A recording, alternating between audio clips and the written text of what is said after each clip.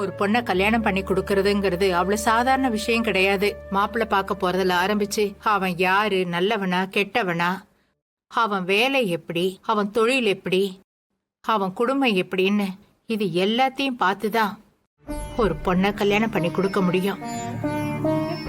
ஒரு சாதாரண குடும்பத்திலேயே இவ்வளவும் பார்த்துதான் கல்யாணம் பண்ணி வைப்பாங்க.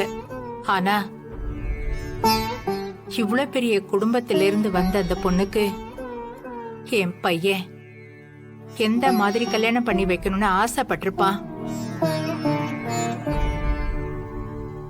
ஆனா இவன் சொன்னது எதையுமே கேட்காம அந்த சிவரஞ்சனி தனக்கு பிடிச்ச பையனை கல்யாணம் பண்ணிக்கிட்டதுனால அதுக்கான பலனையும் அவளே அனுபவிச்சா.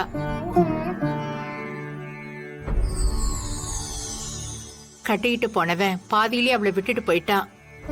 அப்புறம் வாழ வழி இல்லாம சிவரஞ்சனி திரும்பவும் ரகுராம் கிட்டே வந்து நின்னா.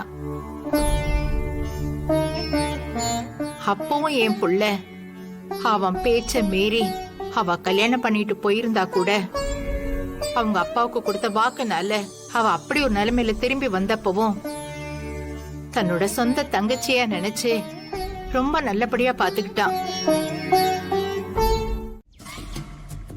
இவன் உண்மையான பேரு ஜீவா இல்ல, வாசு. 5 வயசு வரைக்கும் ஜீவாவும் வாசுவும் ஆசிரமத்துல ஒன்னாதான் வளர்ந்தாங்க. அந்த வயசுலயே இந்த வாசு ஒருத்தனை கல்லால் அடிச்சு அவ மண்டைய உடைச்சு அது கேஸ் ஆகி இவனை சிறார் ஜெயில போட்டாங்க. இவன் ஆசிரமத்தை விட்டு ஜெயிலுக்கு போகும்போது காணாம போன ஜீவாவோட திங்ஸ், சர்டிபிகேட்ஸ், டாக்குமெண்ட்ஸ்னு ஒட்டுமொத்த ஐடென்டிட்டியும் இவன் எடுத்துக்கிட்டு ஓடி போயிட்டான். இன்னைக்கு வரைக்கும் ஜீவாவோட டாக்குமெண்ட்ஸை வச்சுதான் இவன் பொழப்ப நடத்திக்கிட்டு இருக்கான். அதுக்கு நான் சாட்சிங்கயா.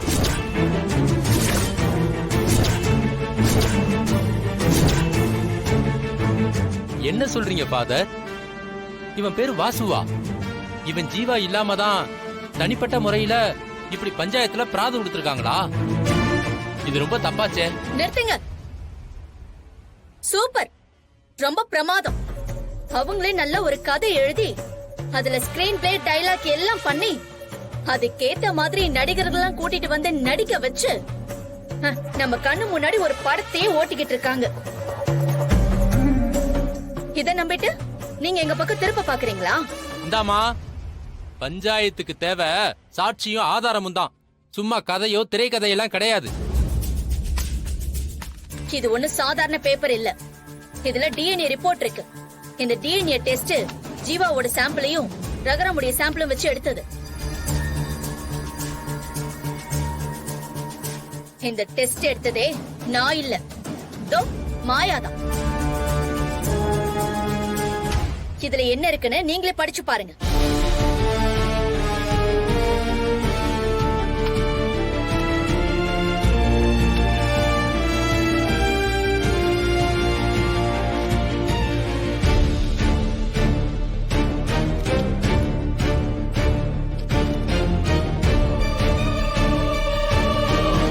இந்த அறிவியல் பூர்வமான டெஸ்ட்லயே ஜீவாதா ரகுராமோட புள்ளன்னு எழுதியிருக்கு. இப்பவாவது எல்லாரும் தெரிஞ்சுக்கோங்க, இவங்க விடுறது எல்லாமே கதை தான். ஜீவா ரகுராமுடைய வாரிசுதான். அதனால ரகுராம ஜீவாவோட பையனா ஏத்துக்க சொல்லி அவங்க சொத்துல இவனுக்கு ஒரு பங்கை வாங்கி கொடுங்க. இதுக்கு மேல அவங்க குடும்பத்தினால இந்த பையனுக்கு எந்த பிரச்சனையும் வரக்கூடாது. இவனுக்கு பாதுகாப்பும் வேணும். கொஞ்சம் நிறுத்து.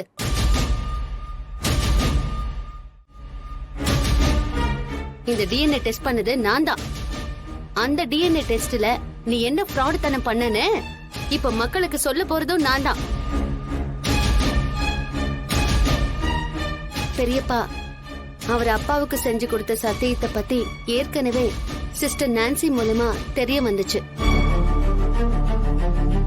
ஆனாலும் பெரியப்பா அவர் அப்பாவுக்கு கொடுத்த வாக்க காப்பாத்தணுங்கிற ஒரே காரணத்துக்காக தான் நான் அதை வெளியில சொல்லாம இருந்தனே தவிர இப்ப எங்க ரமணி பாட்டியே இந்த ரகசியத்தை உடைச்சதுக்கு அப்புறம் நான் பெரியப்பாவை காப்பாத்தாம இருந்தா அது ரொம்ப தப்பாயிடும்.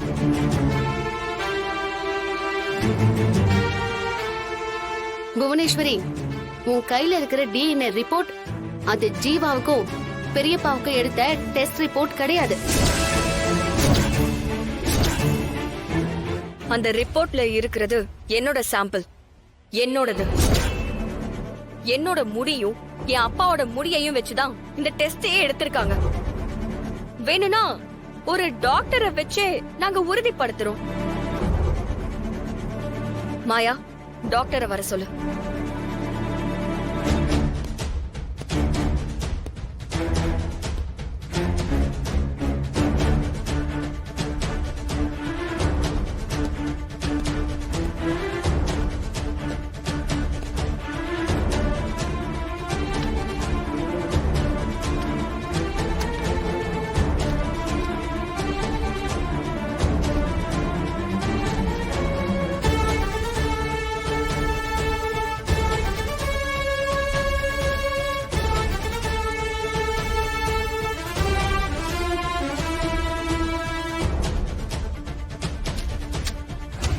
இந்த ரிப்போர்ட்ல ஒரு ஆணுக்கும் ஒரு பொண்ணுக்கு தான் டெஸ்டே நடந்திருக்கு.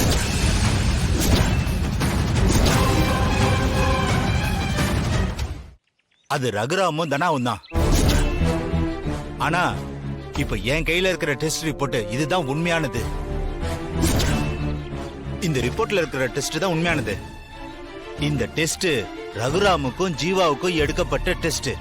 இதுல 2 டிஎன்ஏமே சுத்தமா மேட்ச் ஆகல. அதனால ஜீவா ரகுராமோட பிள்ளையே கிடையாது.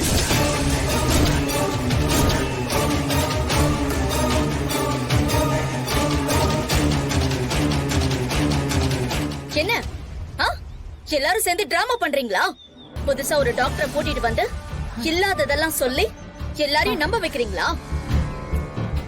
பெரிய குடும்பம்னா காசு இருக்குங்கிறதுனால யார வேணாலும் விலைக்கு வாங்கி அந்த ரகுராம நீங்க காப்பாத்திடுவீங்களா?